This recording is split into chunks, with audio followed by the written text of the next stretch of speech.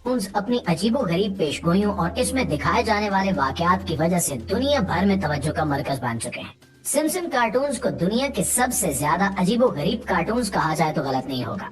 दुनिया भर में अब तक जितने भी अहम वाकयात रुनुमा हुए, इन सब के बारे में सिम्पसन कार्टून्स में पहले ही वाकयाती तौर पर पेशगोई कर दी गई थी।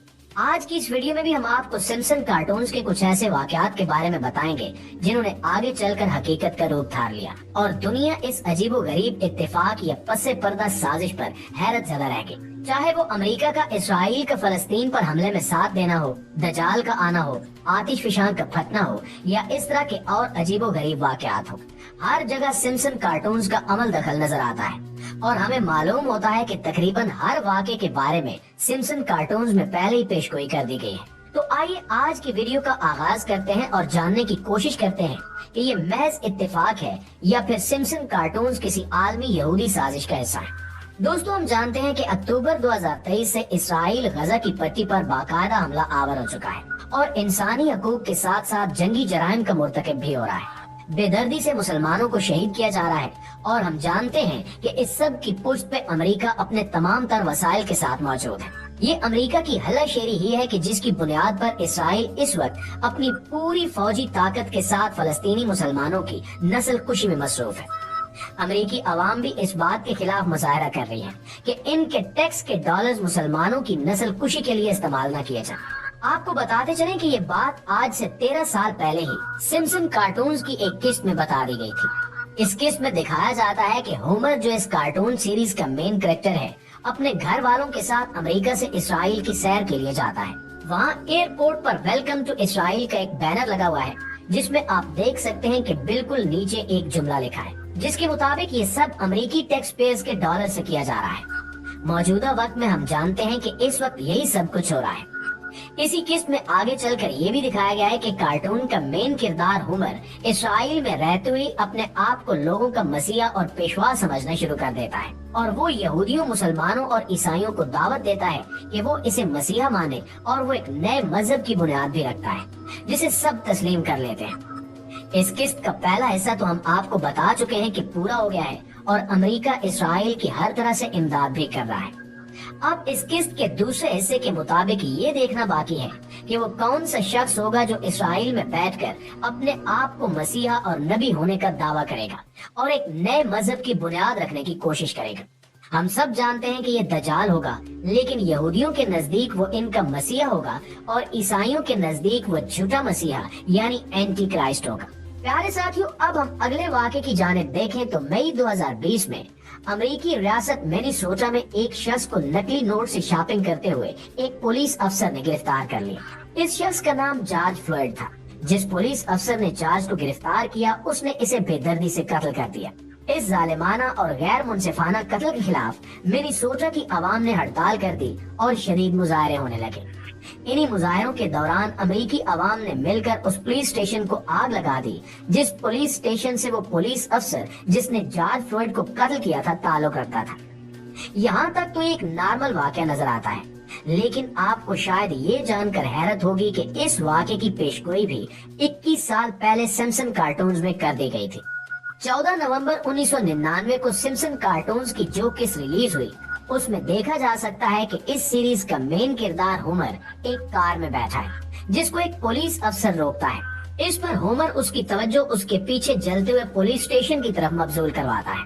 आप ये देखकर शायद और भी ज्यादा हैरान हो कि ये पुलिस स्टेशन जो कि कार्टून सीरीज में दिखाया गया, इसकी इमारत हूबहू ऐसी थी जैसी कि मिनेसोटा के उस पुलिस स्टेशन की इमारत थी जिसे मुजाहिरीन ने आग लगा दी थी। इस जैसे एक छोटे और गैर अहम वाक़े की पेशगोई भी सिम्पसन कार्टून्स में मौजूद थी। हालांकि इस तरह के वाक़यात अमेरिका में होते रहते हैं। इससे अंदाजा होता है कि ये वाक़या भी आगे चलकर बड़े वाक़यात के रुनुमा होने में किसी न किसी किस्म का किरदार अदा करने वाला है। प्यारे दोस्तों, अगर हम वीडियो कॉलिंग की बात करें तो ये आजकल के दौर में एक बेहद नॉर्मल चीज बन चुकी है, लेकिन हमेशा से ऐसा नहीं था। दुनिया का पहला वीडियो कॉलिंग स्मार्टफोन जापान में 1999 में बनाया गया था जिसका नाम क्यूसीरा था। सन 2000 में स्काइप मुतारिफ करवाया गया जिसको लोग पीसी में इंस्टॉल करके वीडियो कॉलिंग करते थे। اس زمانے میں یہ ایک نئی چیز تھی، لیکن آپ کو شاید یہ جان کر اور بھی زیادہ حیرت ہو کہ اس سے 10 سال پہلے ہی سمپسن کارٹونز نے ویڈیو کالنگ کے بارے میں پیشگوئی کر دی تھی۔ اگر ہم 1990 کے سال میں جاری کیے گئے سمپسن کارٹونز کی تمام اقساط دیکھیں تو اس کی مختلف اقساط میں آپ دیکھ سکتے ہیں کہ سمپسن کارٹونز کے کیریکٹرز ایک دوسرے کے ساتھ ویڈیو کال پہ بات کر رہے ہیں۔ یہی نہیں بلکہ آن لائن میٹنگ بھی ہو رہی ہیں جو ویڈیو کال کے ذریعے منعقد کی جا رہی ہیں۔ سوچنے کی بات ہے کہ اس دور میں جب اس ٹیکنالوجی کا نام و نشان بھی نہیں تھا اور نہ ہی اس وقت تک اس کے بارے میں کسی نے سوچا تھا، تو پھر سمپسن کارٹونز میں یہ خیال آخر کس کو آیا ہوگا اور اس پیشگوئی کے بارے میں انہیں کیسے علم ہوا ہوگا؟ سمپسن کارٹون واقعی شیطانی کارٹونز ہیں اور یہ شیطان کا ہی پھیلایا ہوا حربہ ہے تاکہ لوگوں کو اس نئے ورلڈ آرڈر کے لیے تیار کیا جا سکے جو کہ شیطان، دجال اور اس کے حواری دنیا میں نافذ کرنے والے ہیں، جسے ایک نئے مذہب کا روپ بھی دیا جائے گا۔ ناظرین، اسپین کا ایک جزیرہ ہے جس کا نام لا پالما ہے۔ لا پالما نامی یہ جزیرہ بے حد خوبصورت اور سرسبز و شاداب ہے۔ کچھ عرصہ پہلے اس جزیرے میں موجود ایک غیر فعال آتش فشاں اچانک پھٹ پڑا، جس کے پھٹنے کی کوئی امید نہیں تھی۔ اس آتش فشاں کے پھٹنے سے بے حد تباہی ہوئی۔ آتش فشاں کے پھٹنے سے نکلنے والا لاوا 6 کلومیٹر تک کے ایریا میں پھیل گیا تھا اور یہ دنیا میں ایک بہت بڑی خبر تھی۔ جزیرے کا قدرتی اور خوبصورتی حسن اس آتش فشانی عمل کی وجہ سے تقریباً ختم ہو کر رہ گیا تھا۔ 6 کلومیٹر کے علاقے تک تو یہ لاوا پھیلا تھا، جبکہ آتش فشانی راکھ نے تقریباً پورے جزیرے سمیت اس کے آس پاس کئی جزیروں کو بھی اپنی لپیٹ میں لے لیا تھا اور ہر چیز پہ آتش فشانی راکھ جم گئی تھی۔